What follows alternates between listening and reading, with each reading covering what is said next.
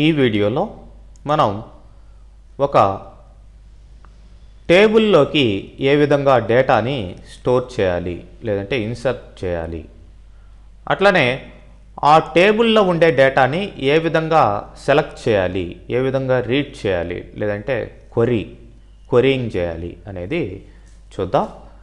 మరి ఇక్కడ ప్రీవియస్ వీడియోలో మనం ఆల్రెడీ ఒక టేబుల్ని క్రియేట్ చేస్తున్నాం, ఎంప్లాయీ అనే టేబుల్ని. మరి ఈ యొక్క ఎంప్లాయీ టేబుల్లోకి మనం డేటాని ఏ విధంగా ఇన్సర్ట్ చేయాలి అనేది ఇన్సర్ట్ కమాండ్ ద్వారా కుదురుతుంది. మరి ఇప్పుడు మామూలుగానే డేటాబేస్కి కనెక్ట్ చేసాం, కర్సర్ని ఓపెన్ చేసుకున్నాం. మరి మనం ఇన్సర్ట్ చేయాలంటే insert into table name employee. మరి ఈ స్టేట్మెంట్ని మొత్తాన్ని ఒక ఎస్క్యూఎల్ వేరియబుల్లోకి, ఎస్క్యూఎల్ అనే ఒక వేరియబుల్లోకి, స్ట్రింగ్ వేరియబుల్లోకి స్టోర్ చేస్తున్నాం. మరి insert into employee first name కమా last name age sex income అంటే ఫీల్డ్స్, ఏ ఫీల్డ్స్కి మీరు ఇన్సర్ట్ చేయబోతున్నారో టేబుల్ నేమ్ తర్వాత ఆ ఫీల్డ్స్ యొక్క లిస్ట్ని బ్రాకెట్లో మెన్షన్ చేయాలి. తర్వాత స్పేస్ ఇచ్చి వాల్యూస్ అనే కీవర్డ్ ఇచ్చి ఏ ఫీల్డ్స్ మీరు ఇచ్చారో ఆ ఫీల్డ్స్ అన్నిటికి కూడా వాల్యూస్ వాటి యొక్క డేటా టైపులను బట్టి ఇవ్వాలి. ఫస్ట్ నేమ్ ఇట్లా MAC, next last name Mohan, age 20, sex male, income 2000 ఇట్లా ఇవ్వడం జరిగింది. మరి ఫస్ట్ నేమ్ ఇట్లా ఆర్డర్లో ఇక్కడ పైన ఇచ్చిన లిస్టు ఎంప్లాయీ టేబుల్ నేమ్ తర్వాత ఇచ్చిన లిస్ట్ ప్రకారం అదే ఆర్డర్లో మీరు స్ట్రింగ్ వాల్యూస్ అయితే విత్ ఇన్ సింగిల్ కొటేషన్ లేదంటే డబుల్ కొటేషన్లో వాల్యూస్ ఇట్లా సింగిల్ కొటేషన్లో బెటర్ ఇట్లా ఇవ్వాలి. తర్వాత ఇక్కడ ఎక్సెప్షన్ ఇచ్చాం, ఎక్సెప్షన్ హ్యాండ్లింగ్. ఒకవేళ ఇన్సర్ట్ చేసేటప్పుడు ఏదైనా ఎర్రర్ వస్తే ఏం చేయాలి? ఓకే, ఎక్సెప్షన్ హ్యాండ్లింగ్లో ఎగ్జిక్యూట్ చేస్తున్నాం. ఈ ట్రై బ్లాక్లో ఈ యొక్క cursor dot execute insert operation execute అవుతుంది, డేటా స్టోర్ అవుతుంది, కమిట్ అవుతుంది. కమిట్ అంటే ఇమ్మీడియట్గా మీరు చేసిన ఆ యొక్క ఇన్సర్ట్ ఆపరేషన్ డేటాబేస్లోకి పర్మనెంట్గా స్టోర్ అయిపోతుంది. వితౌట్ ఎనీ అంటే ఇన్సర్ట్ అయిన డేటా మిస్ కాకుండా పర్మనెంట్గా డేటాబేస్లోకి స్టోర్ అయ్యేదానికి కమిట్ అనే కమాండ్ యూజ్ అవుతుంది.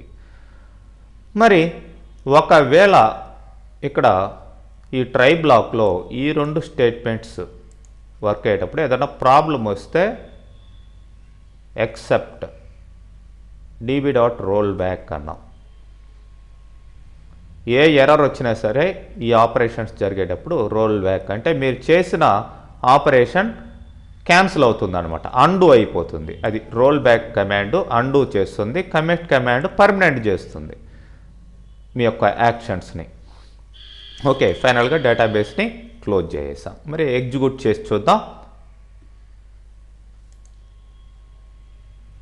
ఓకే, ఒక రికార్డు ఇన్సర్ట్ అయిపోయింది.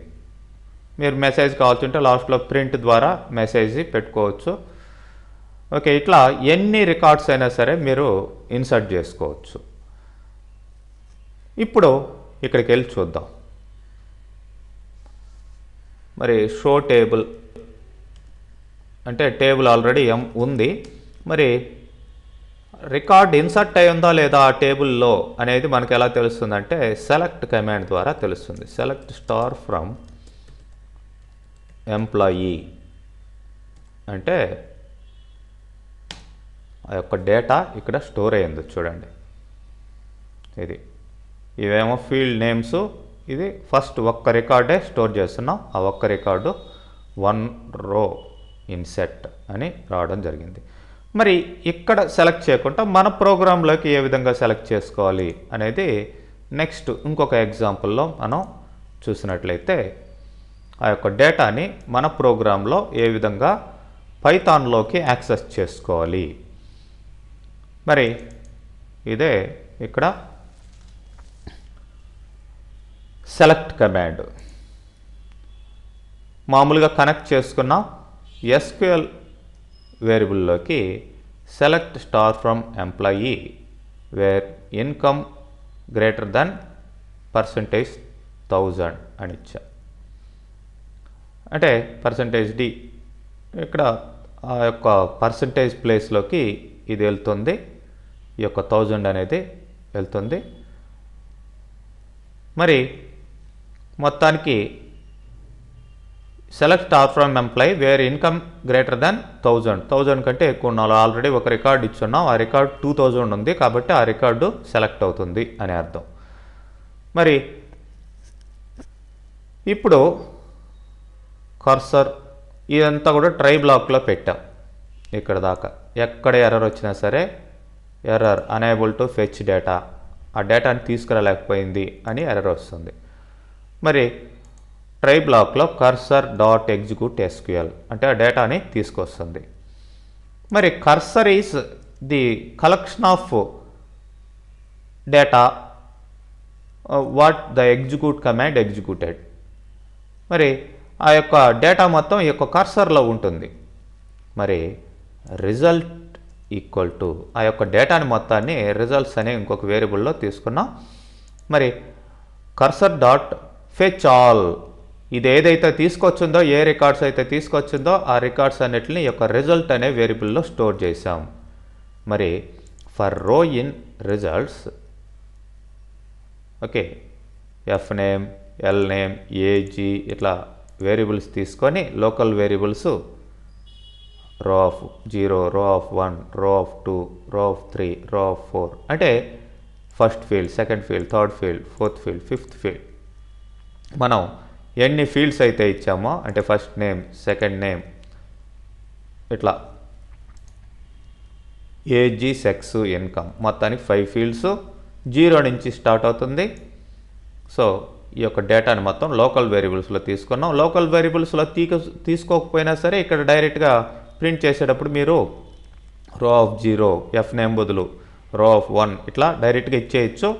జస్ట్ ఫర్ ఐడెంటిఫికేషన్ ఇక్కడ మళ్ళీ లోకల్ వేరియబుల్స్ తీసుకోవడం జరిగింది. మొత్తానికి ఎన్ని రికార్డ్స్ వచ్చాయో అన్ని రికార్డ్స్కి ఫర్ లూప్ తిరుగుతూ ఉంటుంది, లూప్లో ఉంటుంది. ఫస్ట్ రికార్డ్ ప్రింట్ అవుతుంది, మళ్ళీ పైకి వెళ్తుంది, సెకండ్ రికార్డ్ ఫెచ్ అవుతుంది, మళ్ళీ అట్లా కంటిన్యూస్గా ఆ యొక్క రికార్డ్స్ ప్రింట్ కావడం జరుగుతుంది. ఓకే చూద్దాం F5 ప్రెస్ చేసి.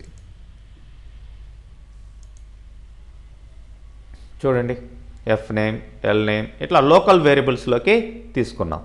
మరి ఇప్పుడు ఈ యొక్క డేటా ఇక్కడ లోకల్ వేరియబుల్స్లో ఉంది కాబట్టి ఈ యొక్క డేటాని ఫర్ ఎగ్జాంపుల్ మీరు ఇన్కమ్ను బట్టి ఏదన్నా ట్యాక్స్ ఏదో ఒకటి ఇక్కడ క్యాల్కులేట్ చేయాలి.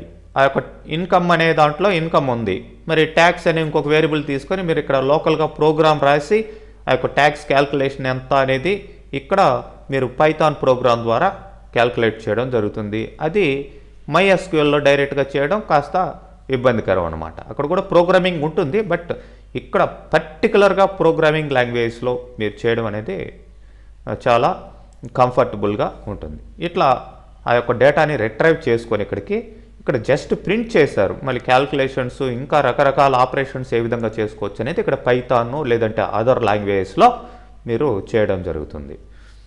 ఓకే.